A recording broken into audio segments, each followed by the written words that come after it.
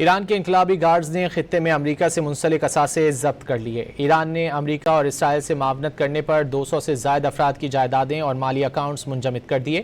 عرب T V کے مطابق اسلامی انقلابی گارڈز نے امریکہ کی جانب سے ایران کے $1 ارب مالیت کی کرپٹو کرنسی ضبط کرنے کے جواب میں مقامی سطح پر بڑا کریک ڈاؤن شروع کر دیا ہے۔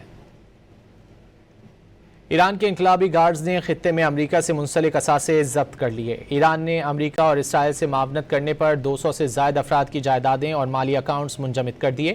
عرب ٹی وی کے مطابق اسلامی انقلابی گارڈز نے امریکہ کی جانب سے ایران کے $1 ارب مالیت کی کرپٹو کرنسی ضبط کرنے کے جواب میں مقامی سطح پر بڑا کریک ڈاؤن شروع کر دیا ہے۔